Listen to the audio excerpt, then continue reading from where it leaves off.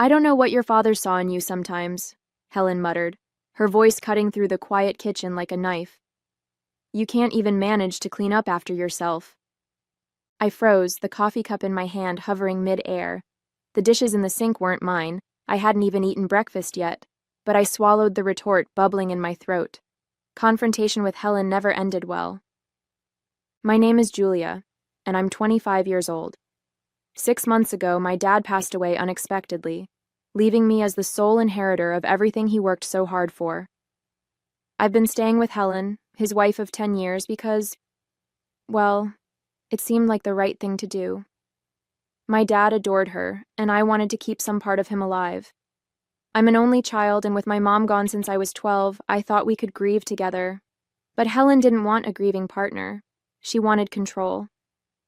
At first, I chalked up her harsh comments to stress. Losing my dad had been hard on both of us. She had welcomed me into her home after the funeral, insisting it was what he would have wanted. But as the weeks turned into months, her true colors began to show.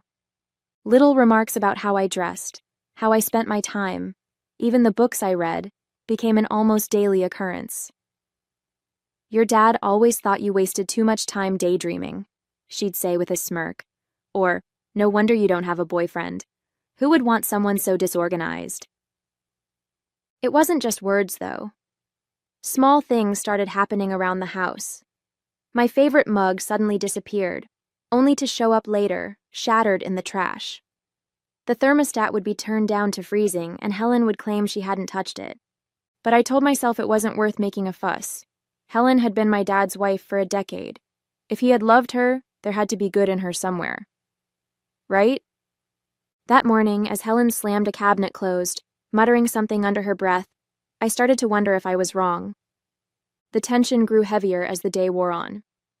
Helen seemed more agitated than usual, pacing the house and snapping at me over trivial things.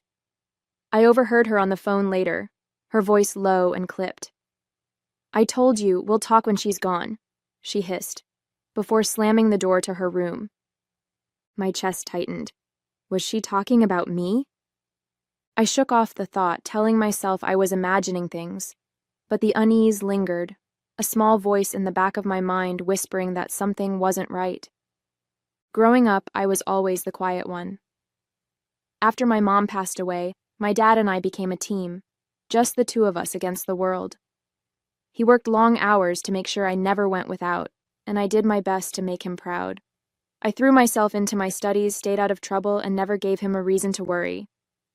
When he met Helen, I was 15. She seemed kind at first, always wearing a warm smile and laughing at my dad's jokes. It wasn't easy seeing him with someone new, but I wanted him to be happy. She brought a lightness to his life that he hadn't had since losing my mom, and that was enough for me. But things changed once they got married. Helen moved into our home, and I started noticing her subtle jabs, always cloaked in sweetness.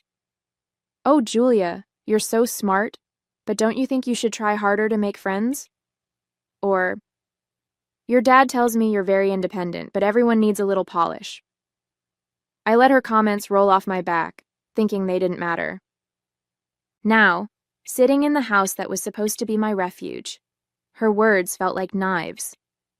Everything my dad had worked for, this house, his investments, his business, was left to me after his death. It wasn't because he didn't care for Helen, he just wanted me to have security. He trusted her to be fair, to continue to love me as her own. I wanted to honor that trust, but Helen didn't seem to share the sentiment. Even before I moved in, she made it clear she wasn't happy with the arrangement. It'll be an adjustment for both of us, she'd said with a tight smile. But I know it's what your father would have wanted. Living here had been anything but an adjustment. It felt like a constant test. Helen controlled everything. The bills, the meals, even how the furniture was arranged. I offered to help, but my suggestions were always brushed aside. You wouldn't understand the responsibilities of running a household, she'd say, her tone dripping with condescension. Still, I stayed, hoping things would get better. I told myself Helen was just grieving, that she was trying to cope in her own way. I ignored the late-night phone calls, the sharp remarks, the way she looked at me like I was a guest overstaying my welcome. But now, with my father gone, the family I had left seemed to be slipping further away. I was trying to hold on to the pieces, but it felt like Helen was intent on shattering them. The uneasy feeling from earlier returned. Helen's whispered phone call played in my mind like a broken record. "We'll talk when she's gone." Gone where? It started as a small suspicion, like a splinter lodged in my thoughts. Helen had always been sharp-tongued and controlling, but her recent behavior felt different, more deliberate, more sinister. The cryptic phone call I overheard earlier replayed in my mind as I sat at the dining table, pushing my dinner around my plate. "You're quiet tonight," Helen said, her voice unnervingly cheerful. She watched me closely, a smile that didn't reach her eyes plastered across her face. "Just tired," I mumbled, forcing a weak smile in return. Her gaze lingered for a moment longer before she turned her attention to her glass of wine. "Well, make sure you get plenty of rest. You've looked unwell lately." The comment hit me harder than it should have. She wasn't wrong. I had felt off these past few weeks. Fatigue, nausea, headaches. I had brushed it off as stress, but the timing nagged at me. The first symptoms had started not long after I moved in. That night, unable to shake the gnawing unease, I decided to check Helen's room. She had left for a late-night errand, so I had some time. I didn't like the idea of snooping, but something inside me screamed that I had to know. I started with her desk. Papers were neatly stacked, her handwriting meticulous. Bills, receipts, a few personal letters, nothing out of the ordinary. But then I noticed her laptop, left unlocked. Curiosity got the better of me. I opened her email and immediately felt my stomach drop. One email thread stood out, a conversation with someone named Paul. The subject line read, "Next steps." I clicked it, my hands trembling. Paul. She's still there? I thought you'd have handled this by now. Helen. I told you, these things take time. Stop rushing me. It has to be seamless. Paul. We don't have time for seamless. The clock's ticking. Do what needs to be done. My blood ran cold. I stared at the screen, my heart pounding in my chest. Who was Paul? What were they planning? I kept scrolling, my breath hitching with every new message. The correspondence grew more explicit. References to the money, the estate, and chillingly, her out of the way. A wave of nausea hit me and I clutched the edge of the desk to steady myself. This wasn't just paranoia anymore. Helen and Paul were plotting against me. I shut the laptop and left her room, my mind racing. Every comment, every strange behavior suddenly clicked into place. Helen didn't just resent me, she wanted me gone. But I wasn't going anywhere. I went back to my room, locking the door behind me. As I stared at the faint glow of my phone, I knew what I had to do. Helen thought she was in control, but she underestimated me. This wasn't just her house. This was my life. And I was going to fight for it. The next morning, I woke up to the sound of clinking dishes downstairs. Helen was already up, humming an off-key tune as she moved around the kitchen. My stomach churned, not from hunger, but from the weight of what I'd uncovered the night before. I couldn't act impulsively. Whatever Helen and Paul were planning, they had already started putting it into motion. If I tipped my hand too soon, I might lose the chance to stop them. I sat on my bed scrolling through my phone. The emails I'd read were etched into my mind, but they weren't enough. I needed tangible proof, something undeniable to take to the authorities. Breakfast was tense. Helen served eggs and toast with her usual forced cheer. "You've got a busy day ahead, don't you?" she asked, watching me intently. I nodded, avoiding her gaze. My appetite was gone, but I forced myself to take a few bites. Helen seemed pleased, a small smile tugging at the corners of her mouth as she sipped her coffee. After breakfast, I made an excuse to leave the house. "I'm meeting Lila for coffee," I told Helen, grabbing my coat. Her expression faltered for a split second, her grip tightening on her mug. "Of course. Tell her I said hello." The moment I was out of the house, I called Lila. Julia, what's wrong? She asked immediately, sensing the panic in my voice. I need to see you, I said, my voice trembling. It's about Helen. I think she's trying to... I couldn't finish the sentence. The words felt too surreal. Trying to what? Lila pressed. Just meet me at the coffee shop, I said. When I arrived, Lila was already waiting at a corner table, her brow furrowed with concern. I sat down and recounted everything, the emails, Helen's comments, my symptoms. Lila's face darkened as I spoke. This is serious, Julia, she said. You need to go to the police. I will, I said, my voice steadier than I felt. But I need more proof. If I walk in with just suspicions, they might not take me seriously. Lila nodded. Then we'll get proof, whatever it takes. Her words gave me a sense of reassurance I hadn't felt in weeks. I didn't feel completely alone. We spent the next hour planning. Lila suggested installing a small camera in the kitchen to monitor Helen's movements and recording any conversations we overheard. It felt invasive, but desperate times called for desperate measures. As I walked back home, my nerves were raw, but my resolve was stronger than ever. Helen might have thought she had the upper hand, but she underestimated me. The house felt colder when I returned. Helen was sitting in the living room, pretending to read a magazine, but her eyes flicked up as soon as I walked in. Coffee with Lila was nice? She asked, her voice syrupy sweet. Yes, I said simply, heading toward my room before she could press further. My heart was pounding, but I couldn't let her see even a hint of fear. Once inside, I locked the door and pulled out the tiny camera Lila had given me. Installing it in the kitchen wasn't going to be easy, but it was necessary. Helen had to slip up eventually, and when she did, I'd be ready. That night, I waited until I was sure Helen was asleep. The house was eerily quiet as I crept downstairs, my footsteps muffled by the rug. In the kitchen, I found a spot behind a row of decorative jars where the camera would be hidden but still have a clear view of the room. The next few days were tense. I went about my usual routine, forcing myself to act as though nothing had changed, while the camera silently recorded everything. Helen's behavior grew increasingly erratic.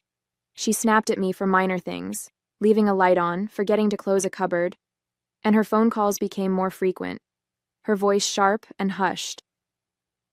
One afternoon, I decided to check the footage.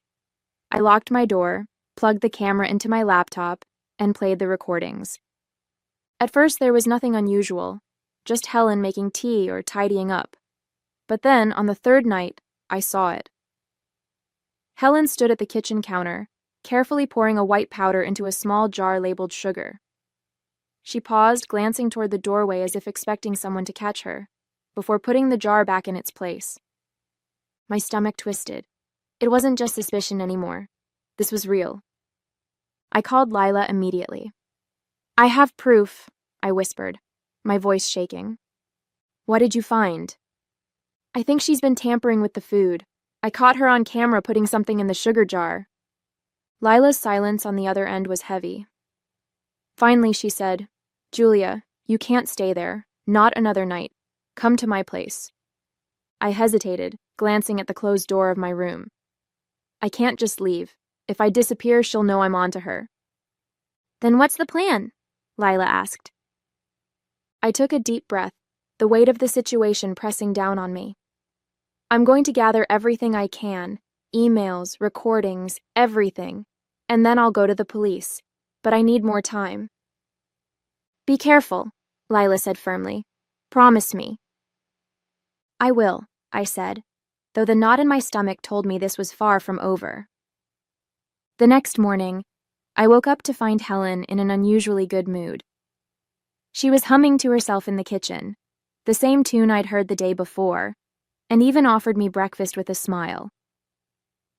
You've been looking so tired lately, she said, placing a plate of scrambled eggs in front of me. I made this just for you. You need your strength. The smell of the food turned my stomach. I glanced at the sugar jar on the counter, then back at the plate. My pulse quickened, but I kept my face neutral. Thanks, I muttered, forcing a small smile. I pretended to take a bite, carefully shoving the eggs around the plate while Helen watched me from the corner of her eye. As soon as she left the room, I grabbed a plastic bag from the pantry and scraped the eggs into it. Whatever she'd done, I wasn't going to risk it. I tucked the bag into my purse, planning to have it tested later. That afternoon, I reviewed the footage again. This time, I found something even more chilling.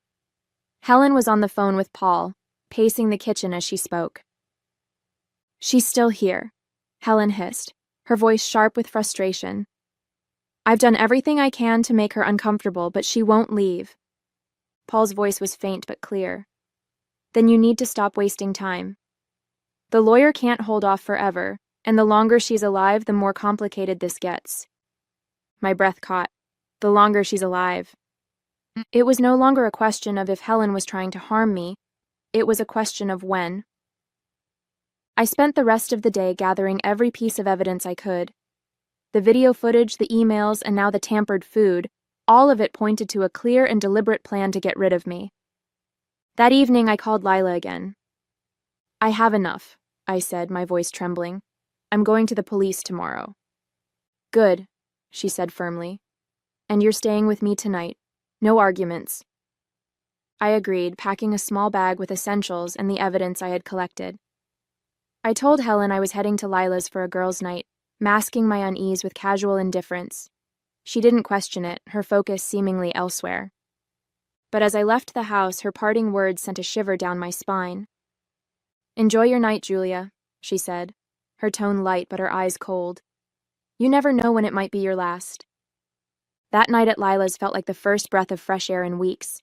Her cozy apartment, filled with the smell of lavender and the sound of soft music, was a stark contrast to Helen's tense, cold house. "You're safe here," Lila said as she handed me a cup of tea. "We'll get through this." I nodded, clutching the mug like it was a lifeline. "I hope the police take me seriously," I said.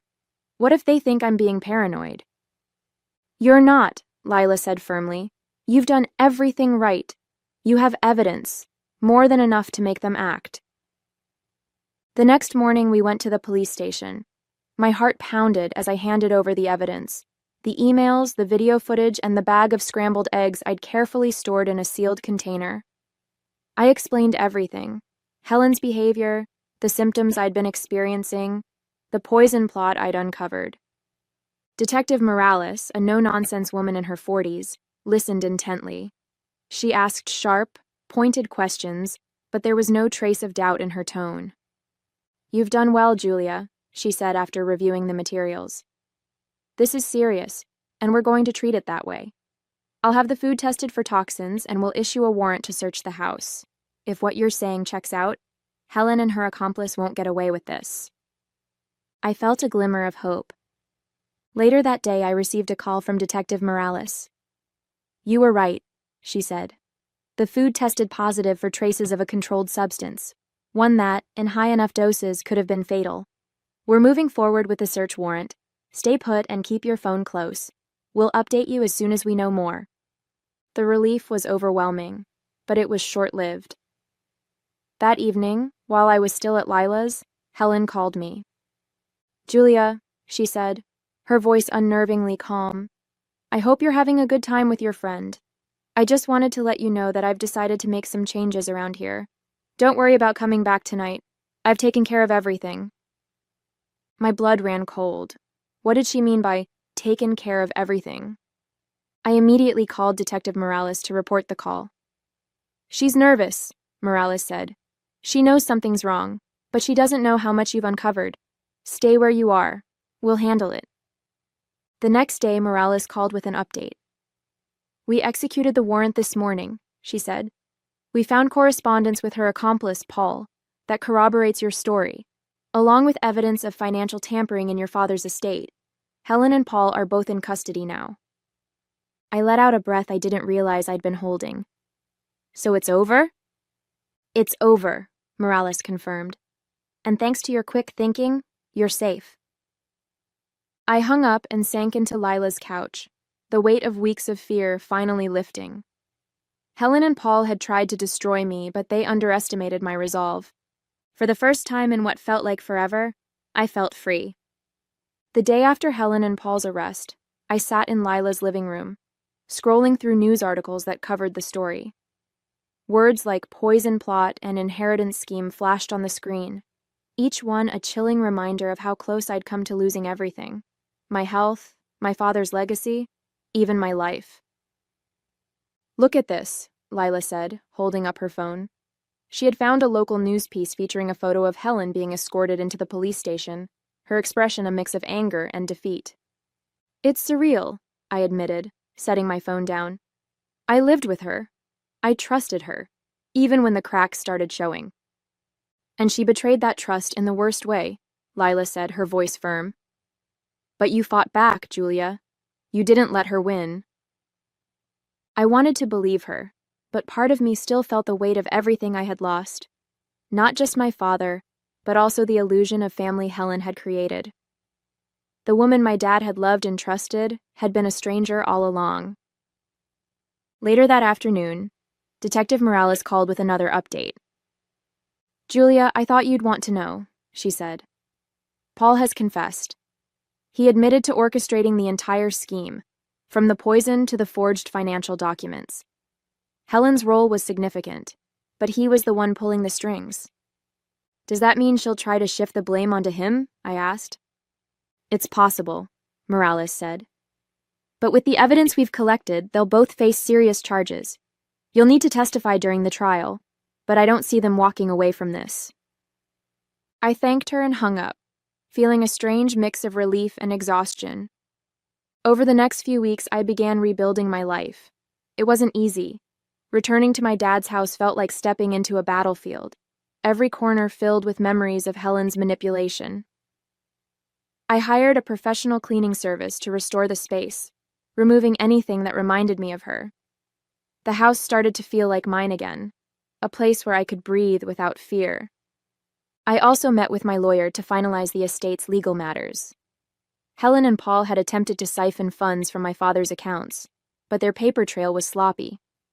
Everything was being restored, and my lawyer assured me that my inheritance was secure.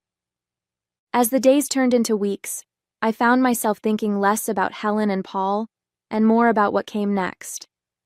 For so long, my life had revolved around surviving their schemes. Now, I had the chance to focus on something new: my future. The day I testified against Helen and Paul, I walked into the courtroom with my head held high. It wasn't easy to face them again, Helen with her icy glare and Paul with his smug indifference, but I refused to let their presence shake me. The prosecutor guided me through my testimony, and I recounted everything: the emails, the footage, the poisoned food. With every word, I felt stronger, like I was reclaiming the power they had tried to steal from me. Helen avoided my gaze, but Paul smirked as I spoke, as though none of this mattered to him. Yet when the prosecutor laid out the evidence, even his confidence began to crumble. When it was over, I stepped out of the courtroom and into the crisp afternoon air. I felt light, as though the weight of their betrayal had finally lifted. Detective Morales approached me, a small smile on her face. "You did well, Julia. They'll be held accountable for what they did." I nodded, letting her words sink in. Justice wasn't just about punishment. It was about closure, about knowing I'd done everything I could to protect myself and honor my father's legacy. As I walked away from the courthouse, I knew I'd never let anyone take advantage of me again.